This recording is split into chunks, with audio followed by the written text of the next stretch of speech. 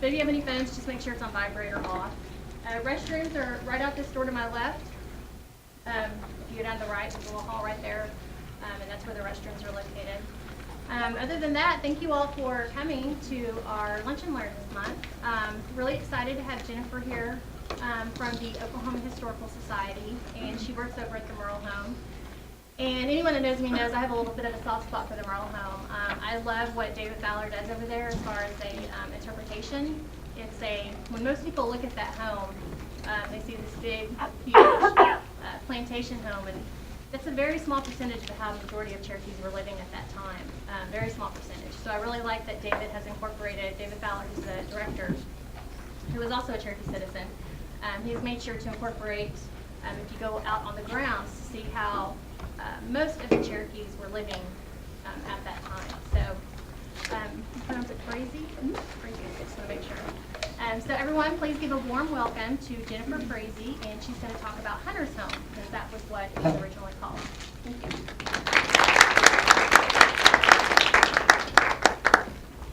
Hello, my name is Jennifer, as Catherine said, and I'm just going to tell y'all a little bit about the history of the site, okay?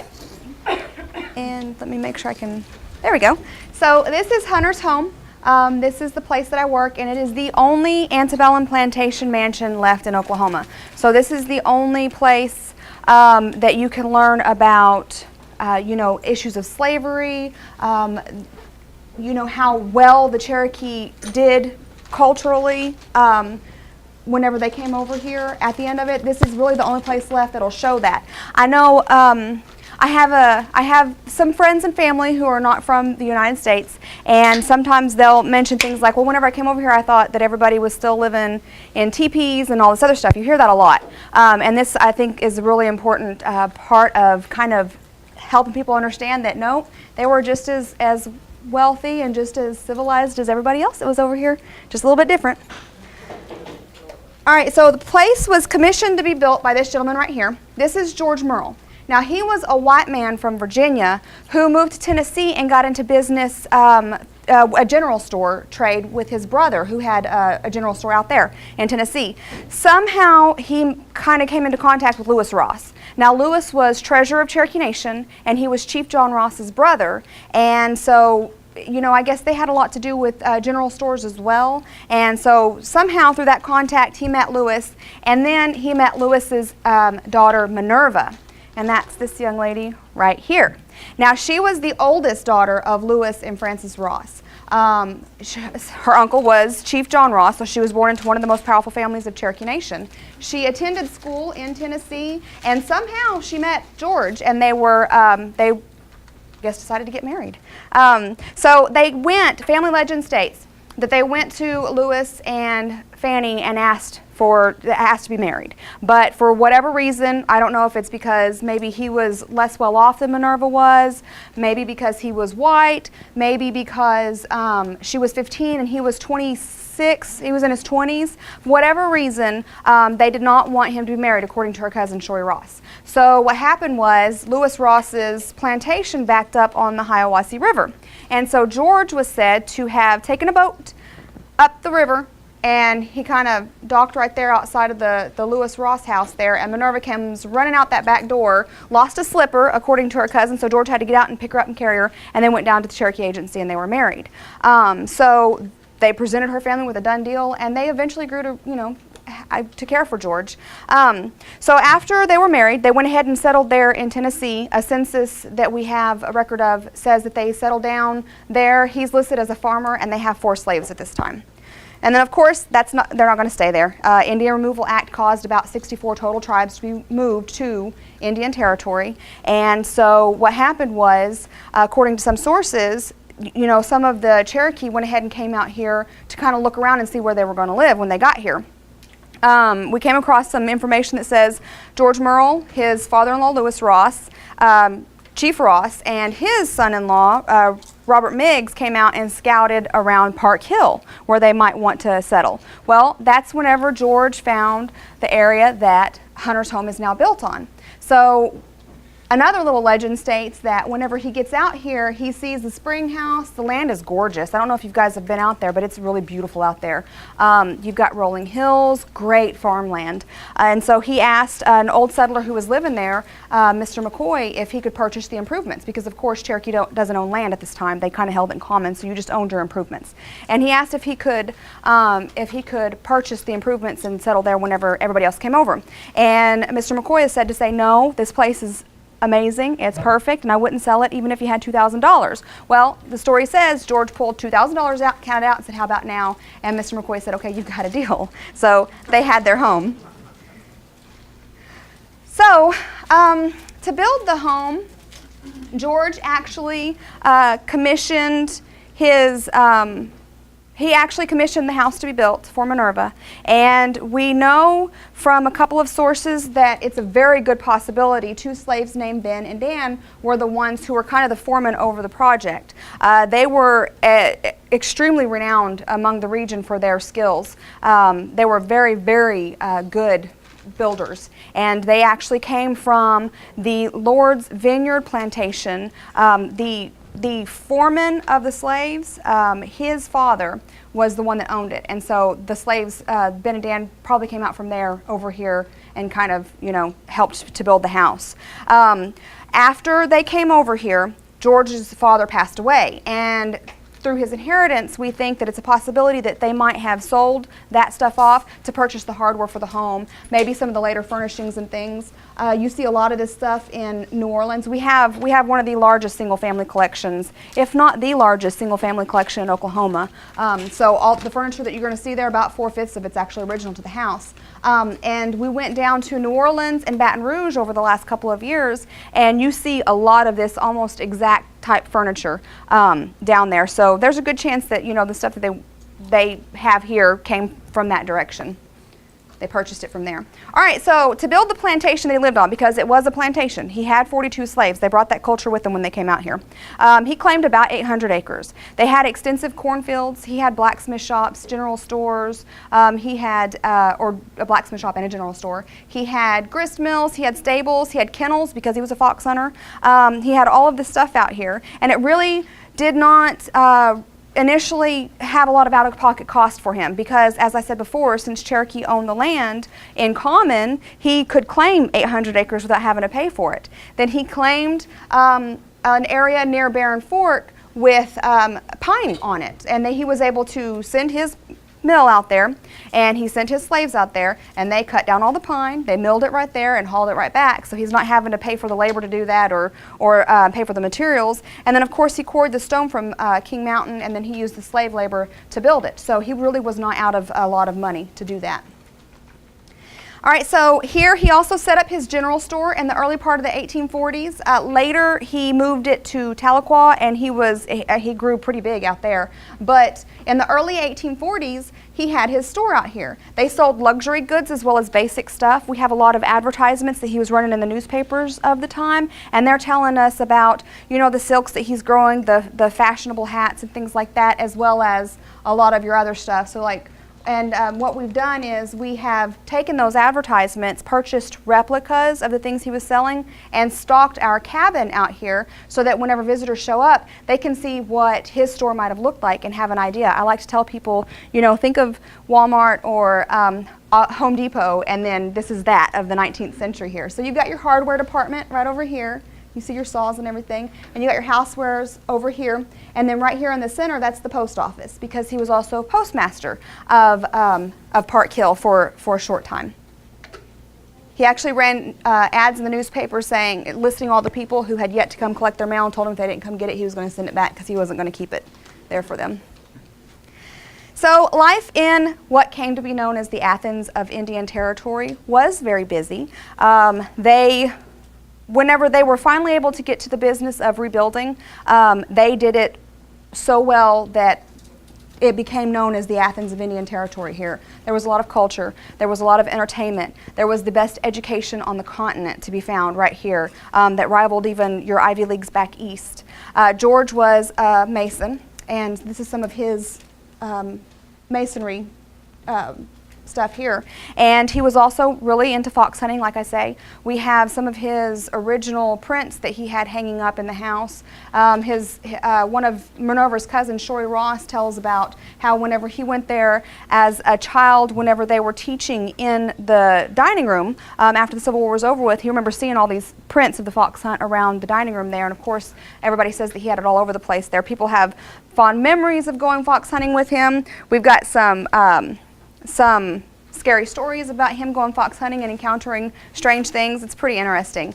Minerva was also very busy. Not only did she help run the plantation, doing a mistress's job there on the plantation, but she also attended several church meetings. She attended tent revivals. They had quilting circles, sewing bees. She went out and helped people. Whenever George Murrell's niece, Emily Murrell, came out, the very first day, she came from Mississippi, the very first day that she arrived at Hunter's home, Minerva was gone because she was out helping somebody get prepared for a wedding. So she had a lot of activities that she went and did. They had a rich social life. They had a lot of people coming to visit all the time out there. And they also went to go visit a lot of people as well. And there was also some back and forth to the east, according to some of our earlier letters that we have. So of course they're gonna go back and forth and visit as well. All right, so Minerva loved kids. She really loved kids, but unfortunately she was unable to have any. So what she did was she helped to raise two cousins of hers, and that's Jenny Pocahontas and Joshua Ross, their brother and sister. And they stayed out there with the Murrells. They went to school at, she went to the Cherokee female seminary and he went to the male seminary. And whenever they would come home on breaks, because of course they're boarding schools, they'd come home to the Murrell home and stay. And some of Josh's fondest memories are going fox hunting. So whenever you walk into the house, we have the room set up, and one particular room is set up like Joshua is on his home break from school, and he's got his hunting equipment sitting out there so that you can see, and we have some of his memoirs written up there that you can see his memories of going fox hunting and everything. We've got his school stuff set up, so whenever you come out there you can kind of see what it was like to go to school at that time and some of the equipment that you would have had going to school and hunting. All right, so I mentioned Emily very briefly.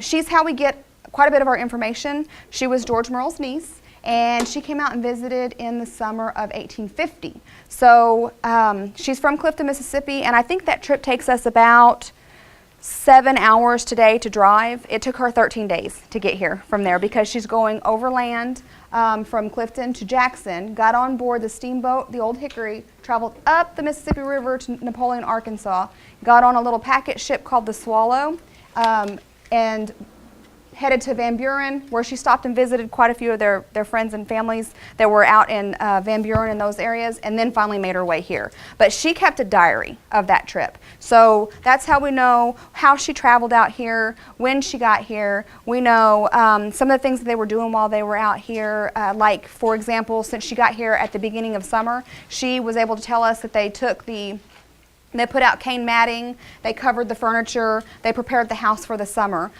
We also know that, you know, there was a hailstorm whenever she was here, and as soon as it ended, they ran out and gathered up all the ice, and they actually had mint juleps on the porch there. So she's telling all these stories about things that they're doing, practical jokes they're playing on people, and you know, some times that they were scared, medicine, treatments, and things like that. So she's telling us a lot of stuff, and that's a really important window into the past that we have there. If we can't live back there, diary is the next best thing. All right, so that's also how we know about Minerva's illness a little bit. So we have a few of her doctor's notes, and he was Dr. Brown, but we do have a lot more diary entries of Emily Murrell there about how Minerva was being treated. So Minerva had malaria. We're almost 100% positive that's what she had, according to her symptoms and, you know, the treatments and everything. But at this time, doctors really didn't understand. They had no idea what parasites were. They also really didn't have a keen understanding of germs at the time, and what they believed right here was the majority of them believed in antiphlogistic medicine, and that's the belief of 4 humors. So they believed that people had 4 humors in their body, which whenever I first started working here, I thought, well, that's a really medieval kind of idea. I thought they would have advanced a little bit more. Well, they did. It just took a few more years before they did that. Civil War really kind of pushed that thinking out. But at this time, they believed that your 4 humors, when they get out of balance, that's what's going to cause you to be sick. So all their medicines and treatments are designed to bring those humors back into balance, which means they're bleeding people, giving them a lot of mercury-based medicines, that sort of thing.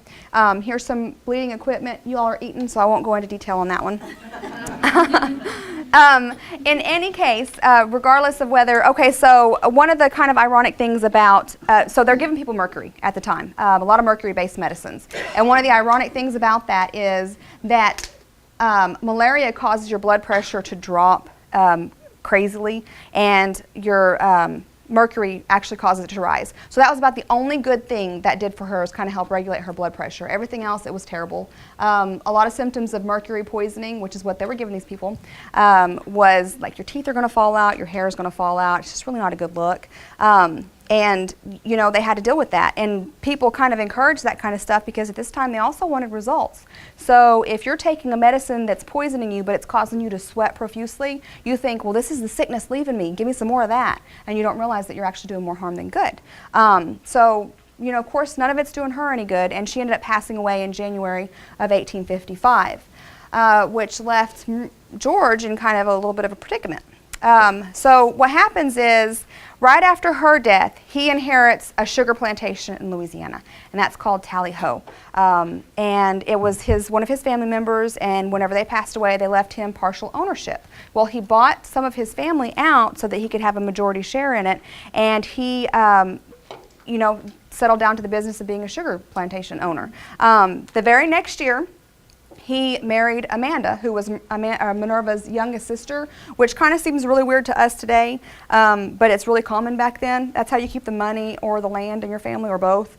And plus, if you are a husband and say you have kids and your wife dies, who better to be the children's new mom than the aunt, because they're really used to her. That's another one of the reasons why. So they started spending winters, which is cane season in Louisiana, then they'd come back here for the summer. And they kept that up until the Civil War. They really didn't spend a super big amount of time here. This wasn't his main residence after Minerva's death as it was before. Then comes war.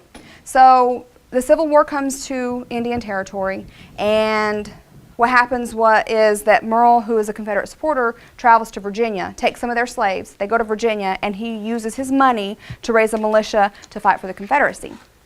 Amanda stayed here. She had a baby, and she wasn't traveling. So she stayed here in the house, and what happened is the Union troops moved out, Confederate troops moved in, and kind of forced Chief Ross's hand to join with the Confederates. Them and Stand Watie, there was a whole big to-do that's a really long conversation to have. So the long and short of it is, it ended up with Chief Ross allying with the Confederacy. And whenever this happened, of course, the Federal troops, as we know, moved back in, beat the Confederates out, and then arrested Chief Ross for allying with the Confederacy. So, and that was really a short time after he signed that treaty with them. So what happened is that they went ahead and they arrested him, and they took him, his slaves, his family, Amanda and her 10-month-old child, and the rest of her slaves, because George had taken, like I said, some of them with him when he went to Virginia, and they all went up to Kansas. And from Kansas, Amanda made her way behind enemy lines and spent the rest of the war with George.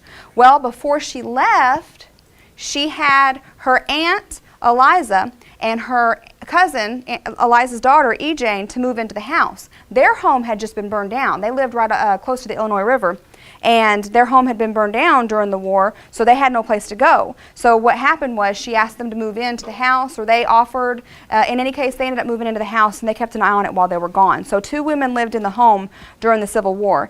And Civil War in Cherokee Nation was one of the most deadly places. It was the most deadly place to be if you were a civilian in the Civil War, because there was a lot of guerrilla warfare, which does a lot more damage than you know, your pitched battles on your fields and such. And plus, the Cherokee Nation had their own version of a civil war about 10 years prior to the American Civil War. So some of those people were using those past problems. They were kind of using this war as an excuse to take revenge for past actions, and it caused even more trouble. So the house is raided several times by both sides. There are lots of reasons why it remained standing.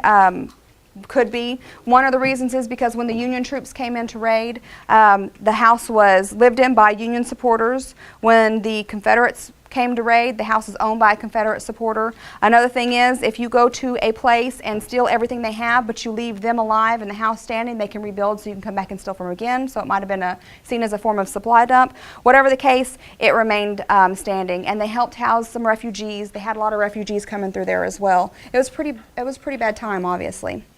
All right, so then the end of the war comes, and the Murrells never came back to live. They'd come back to visit on occasion, but they didn't come back to stay. They left all their furniture and everything there, though, I guess to establish their residence, to keep their residence there. And so Ross family members would move in and out over the year.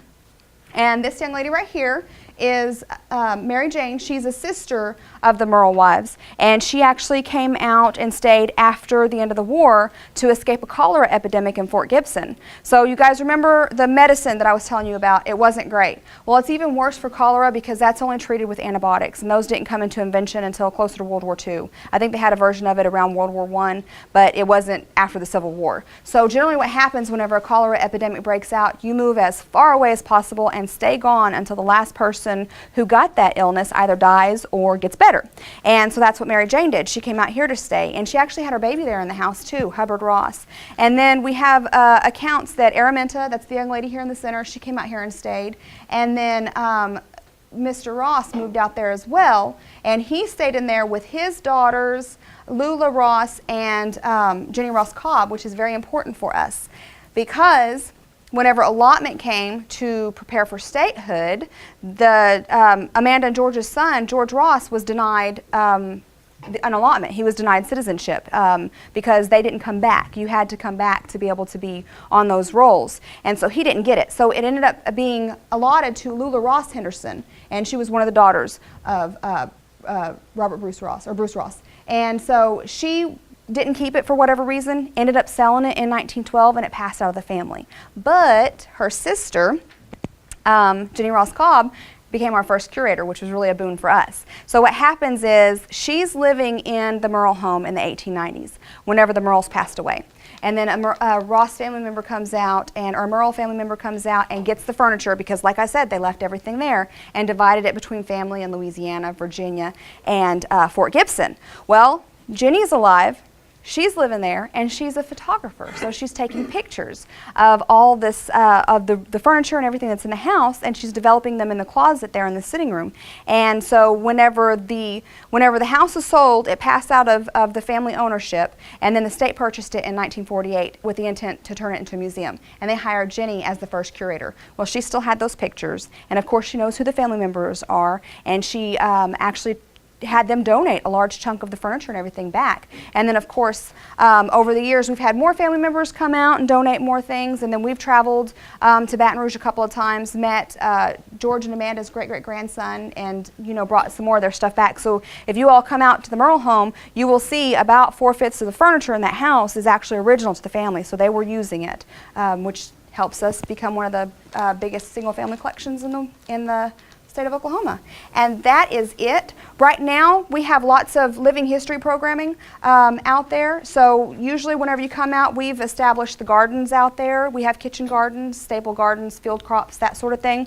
We have also living historians that come out, and we'll do living history demonstrations. We try to kind of do cleaning things like they were cleaning back then. We do whatever we can to kind of bring that history alive so that whenever you come out, you can get a really good idea of what it was like to live back then, whether you were super wealthy like the Murrells or if you were an average citizen of the time. So, and we have our third Saturday Living History every month. This weekend is coming up. We'll have one at that. We'll be building some things to take care of our turkeys, doing a little bit of gardening and spinning some wool. Y'all are welcome to come out and hang out with us that day. And then our next really big event is Antique Agricultural Festival, and that is the first weekend in October, and it is where we have about 34 living history demonstrators from all across Texas, Oklahoma, Kansas, Arkansas come out and help us get the farm ready for winter. So you'll see a lot of 19th century demonstrations out there, like making apple butter. There's a lady who comes out and cooks over an open fire for us the whole entire weekend. We do a lot of plowing, making soap, that sort of thing. So you guys definitely should come out and check that out. That's all I have for you for now. Do you all have any questions? Are you open all year? Yes, ma'am. Yes, Tuesday through Saturday from 10 o'clock to 5 o'clock. Yeah. Is there a charge? Yes, we have moved to charging for admission, and I don't know off the top of my head what those rates are, but we have it on our website and we have it on our Facebook page as well too. So, but yes, we do. We have charging now. So, is that it? The third Saturday, is it the third Saturday every month? Mhm. Of Living History? Yep. Yeah. And we usually do something different every month. Like this time, like I said, it's going to be spinning. Next month, our living historian who works out there part-time for us, Lisa Rutherford, she's going to take over, so she might do, I'm not sure if she'll do laundry or something else. And then we have, we'll have cleaning and apple butter making and ornament making and things like that. So, yep. One of your most popular programs is the ghost stories, right? Yes. So can you talk a little bit about what all you guys do and what people will see? Because some people, I think, are scared to come. Oh, yeah. It's actually a really cool, neat program. Like, is it something that you would bring kids to? I think it's what a lot of people want to know. Yes, yeah, it's kid friendly up to a certain age. So we don't encourage children under 5 because they'll get bored and then they don't want to sit there. So it's really not a lot of fun for the parent or the child. But yes, it's great for the kids to come out. What happens is you have to make a reservation because we only have a limited amount of spots for this, and it sells out so quickly every year. I don't even think we really advertise for it. There's people just know when they come out, and that's it. We're done by September. So you come out and we'll talk to you a little bit, give you a little bit of history about the house, and you're going to go, it's one of the only times you can go to the Murrell home after dark. I think it's actually the only time that you can go out there after dark and kind of walk around the house. So you'll come in and you'll go to each of the rooms. There's several rooms in the house that you can go to. You'll sit down and we have somebody tell you ghost stories in each of those rooms. And then you'll move from room to room and end up in our cabin with cider and ginger snaps. And the majority of the stories are told about either the area or things that have happened there at the Murrell home. So, and it's very fun. It's not too terribly spooky, but it's a great atmosphere, and we have a lot of really good volunteers that come out and do a really good job of kind of freaking you out for a second. So, yeah. What are the dates on That that? is the last weekend in October. So it'll be the 26th and the 27th this year, I think, maybe. I don't remember. Just one day, one night? 2, Friday and Saturday. Yeah. And it's just one weekend? Uh-huh, yep, just one weekend. A year. Where was George Murrell's store located in relation to the home? Well, I'm not 100% sure about that, but for some reason I believe that it's to the west of the house. I think somebody said something about it being at the west of the house, right? Yeah. So, she's my authority. So yeah, we think it was probably there on the west side of the house somewhere. At that time, wasn't Park Hill actually larger than Tahlequah? I don't know. It was always just a scattered community. But they had a lot of general stores there too, though. I couldn't figure out how they managed to support themselves because there was, I think, like 4 or 5 within a mile or 2 radius there. Had a lot of people. So I wonder if they may be specialized or something. But yeah, it was right there on the west of the house. Do you know how they went about claiming the land? He seemed to claim a good little bit of it compared to what most people would have claimed. I'm not sure. I think that if you're plowing up a plot of land, then that's claiming it. That's yours. If you put fences up, that's yours. If you build like the spring house was quite possibly there whenever he came, and that might be one of the reasons why he decided to pick that spot. You build something on there, that's yours. And there were also laws, I'm not sure off the top of my head exactly the specifics of it, but you could claim as much as you wanted as long as you used it and didn't encroach on someone else's property. So you couldn't say, decide to put your plantation right next to somebody else's house. So there were kind of, agreements like that as well. But that's a good question, I'm not sure. I will try to find that information next time I see y'all. Yes? If I may, Angie Debo talks a little bit about that and Still the Waters Run.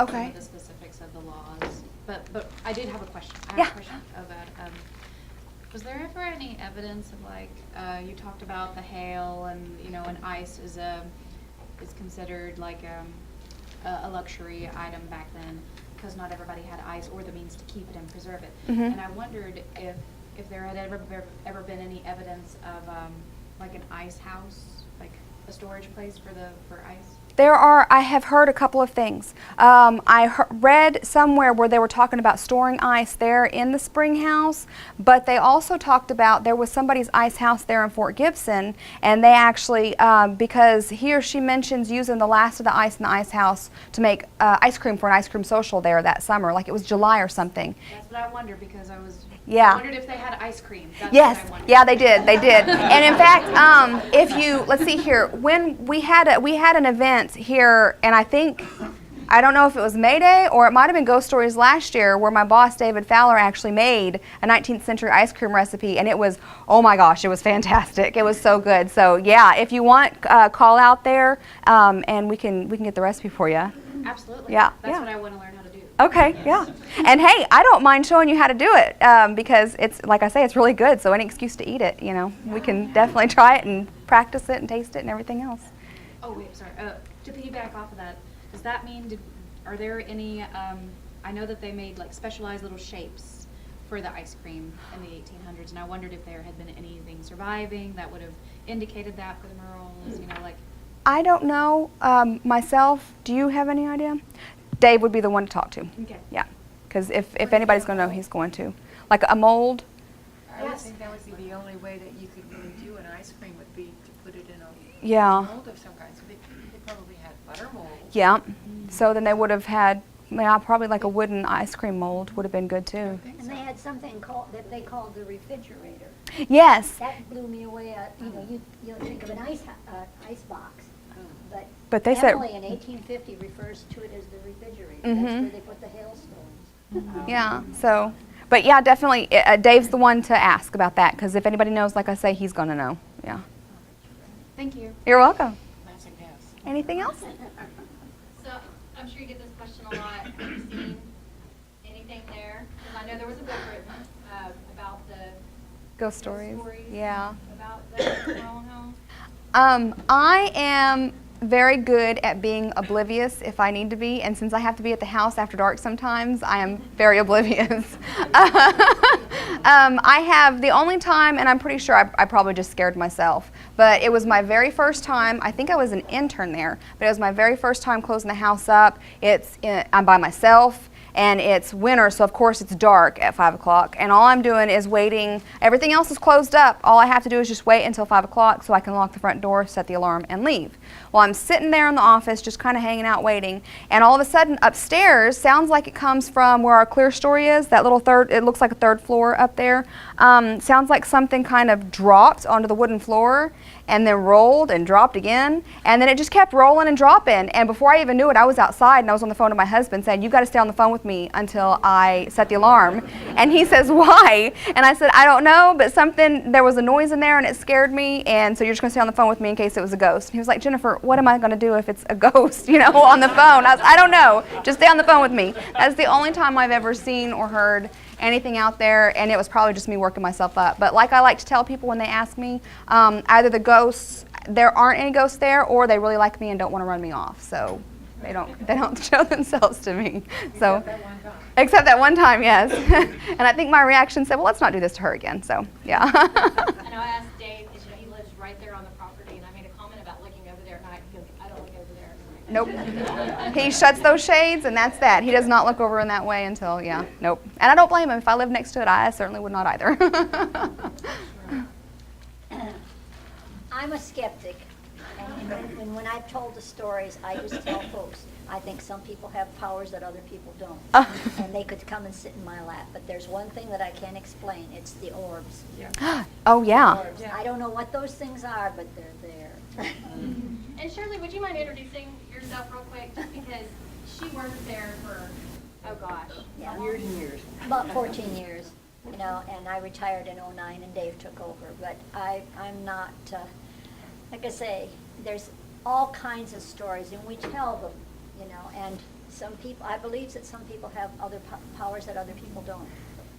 But I have no idea what those orbs are. Yeah. Sitting in the back, at that time was her office, and they had the monitor on, and it was after an event, and it was dark, and the monitors were still on, and all of a sudden we saw these corpse. And they're moving around They're the room. moving There were around. 8 people in there. I had witnesses. Yeah. It was exciting. Yeah. We really got excited. Did y'all go in to check? I didn't. Yes, I Yeah. did. I had in the kitchen, the lights, you can turn down from the office, but they had those little flickering lights in there, and they didn't pay attention to the fact that we were trying to turn them down. And so I had to go into the kitchen, and these things, I didn't see anything, but they said they were all around me. Huh. They were. So guys, Yeah. come to the ghost Come to the story. ghost stories and find out.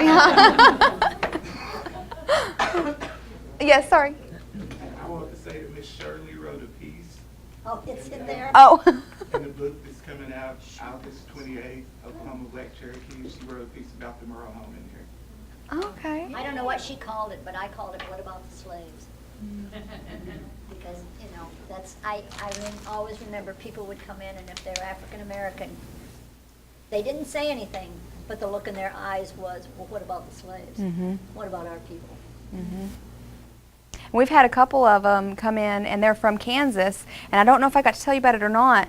And he was a Murrell, and he came in, and he was like, I think that this might be, my ancestors might have been here for a little bit of time. And we're like, that is crazy. Let's try to find out. So, we sent him a lot of information. I have yet to hear back from him, but I don't know. It's always good to find out about your past, and if we can help with that, we're sure happy to do it. And Shirley's right. They want to know about their people too. Yeah. So. I tried to do a lot of research on the Murrell slaves to find out where they went and what happened to them. And I did find descendants of 2 of them. And it was, it was interesting. A lot of them ended up in Kansas. They couldn't come back because, they couldn't be citizens because they stayed up there too long. Yep. But some of them did become citizens, so. Is there any writings that exist from any of the slaves that talk about their time there or Mr. Murrell in general? There's stuff in the Indian Pioneer papers, and there's where some of them do talk about, not necessarily about him, but more about the Rosses. The WPA slave Yeah. narratives. Slave narratives. And then Emily mentions her slave Margaret, and she mentions trying to hypnotize one of the younger slave boys, and she got in trouble for that, I think twice. Trying to hypnotize them, and so she'll mention a couple of things too. But in their own words, yeah, those WPA slave narratives are pretty fascinating. We did find one of the waiter was named Andy, and Andy shows up in the Civil War as a scout for the Union. Yep. So some of them did, and there was an Isaac, and I always wondered, there was an Ike Merrill who was killed at Poison Springs, which was a massacre. So there's, we tried to do as best we could as to trace them. Some we could and some we couldn't. Is there any evidence about where exactly they, sorry to cover this, I stepped out a while ago, about where the houses, the homes, their cabins? The or slave anything? cabins? Yeah. Well, we've had a couple of different theories. Some of them think that they were on the east side of the house, the west side of the house, but we have conjectural maps and things that say that they were on the hill behind the house. And we actually have a gentleman who is doing his doctoral dissertation for archaeology over the slave area there on the site, and he's doing some pro bono archaeology work for us out there, and he's finding evidence that there is a really good chance that the slave cabins were back there behind the house where they said they were. And we also found a photograph from 1936, I think, whenever that area back behind there was still the orchard that George had back there, and there's a section back there that looks like it could have been the area for the slaves. And we also have a lot of different theories about that too, because some of the Ross slaves were married to or in relationships with the Murrell slaves. So we wondered if maybe they didn't have like a slave community back there, almost like a little village. If you come to the Murrell home, we've got a picture of Tally Ho's slave quarters out there, and it's like a little one-street town out there where they were all at, because they have to have room for their gardens and all that stuff. And that area looks like it could very well have been their little town, and with some of them being married to or having relationships with the Rosses, and the Rosses, or Chief Ross being so close, there's a pretty good chance they were all kind of just in one spot, and then they were surrounded by their owners so that, they're protected right there in that little section there. So, yeah. We never found any evidence of burials. Mm-hmm. It doesn't mean they're not there, but Chief John Ross has a very strong designated area Mm-hmm. for his slaves, and I suspect that the Murrell slaves were probably buried there as The well. properties butt up against each other, or? It was there a seems home like it. between the two? Probably Yeah. back then, probably back then. Ross had, where the nursery is today, on the south side of Murrell Home Road, there's nursery, and I think it was in that area where John Ross had his store. Where was his house? On the other side of the creek, where Ross Cemetery is. Okay, it's on the other side of the creek up on the hill. The Cherokee Nation now owns that property. South or north of the cemetery? South. South. It's just North, right no, next to where the no, creek. it's north of Ross Oh, Cemetery. yeah. No, okay. It's Yeah. north of Ross It's north. Cemetery. Sorry. That now belongs to the Cherokee Nation, and so it's protected. We had one gentleman say that there was, they were looking for, I don't know if you've heard, the Cherokee treasure, and there where the Ross house was, where his house was, and I guess there was another house there for a little bit of time, and he said, he came out and was telling us about it, and he said that his mother was so driven crazy by all those people out there after dark with their metal detectors beeping all up and down that they actually went out with BBs and kind of sewed them out there so that nobody can find anything now out there to keep them from coming out. So that's a pretty effective way to get rid of those metal detectors, yeah. We've identified where the cemetery is for the slaves as Mm-hmm. far as Ross. And it's Yeah. got a wall around it, underneath the ground. You know, you could see, I sat there and looked at the laptop where he, what's his name? Joseph Erb was out there, and the guy from North Carolina, I can't remember his name, but anyway. And you could see, they had cleared an area, and you could see that there was a wall on 3 sides, and I'm sure there was a wall on the other side too. So, and they were probably buried in chronological order. It's there. Yep. So when And you're that's talking something about we the, want to, I'm sorry, no, I'm just saying, that's something we definitely want, or attempting to somehow take the steps to memorialize, or place some type of marker there or something. Because we think there's a lot more than even what we. Yeah, and there were probably people buried, so Shorey Ross says people buried their area during the Civil War, and they may have just been buried in the area, outside that area. Outside of the walled area? Outside the wall, because there were supposedly people who were killed, and then they just buried them wherever. Does Cherokee Nation own that? Yes. Yeah. We do own that piece of property. Okay. So when you were talking about the slave quarters perhaps being on the hill behind, are you talking about where the nature trail is? Mhm. Yeah, somewhere in that little area. Yeah, because I read somewhere that the foreman, Latta, they said that he lived in Arch Campbell's Okay, house. That's further. Yeah. So that would have been, so if you have that and then you've got the mission, because what I'm looking at it from is they just had a slave rebellion in 1842. And they're going to be building their slave cabins. They're going to have that in mind. That's going to be fresh in everybody's mind.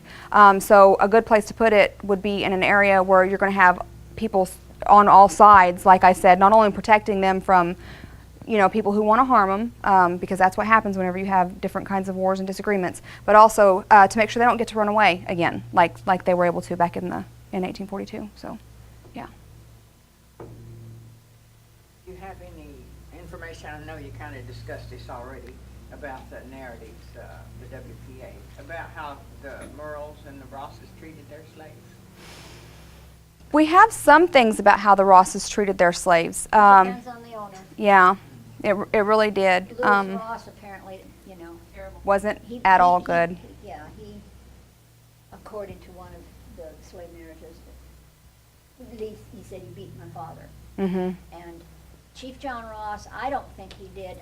This is my theory, and it's based on, he was married to a Quaker woman who treated them well. And Chief John Ross's slaves stuck around. They didn't take off. They stayed around, and they came back and they worked for their former owners. They stayed in the area. Murrells did not. Some did, some didn't. And lots of times they wouldn't keep the name if they didn't like the guy. Mm-hmm. Some of them did keep the name, some of them didn't. So we know that one slave ran away, Spencer. Yeah. Spencer, and we don't know if he ever got it back. It was advertised. Yeah. And That was about it. but from what Rudy Halberton says, it's just like slavery in the South. Some of them treated them well, some of them were horrible. Right. Yeah.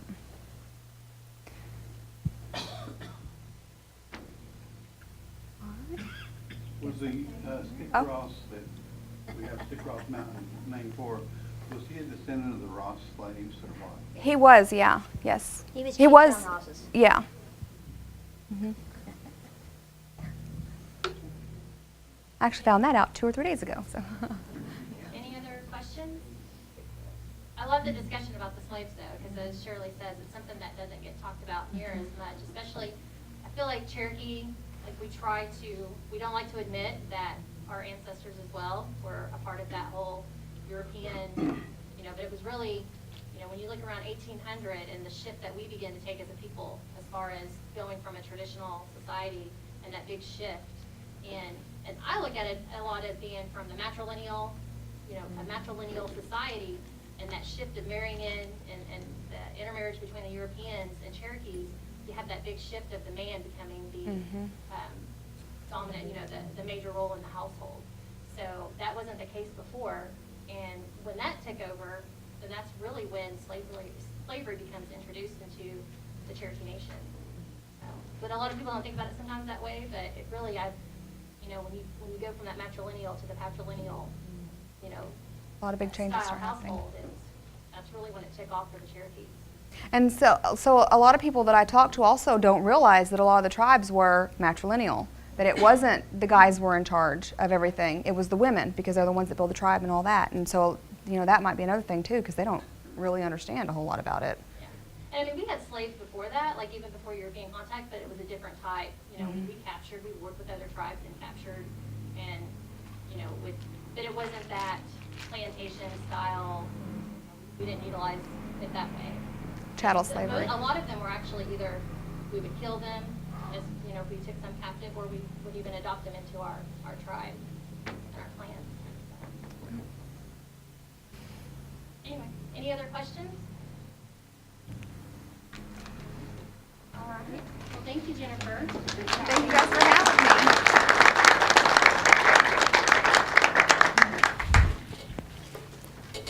I did have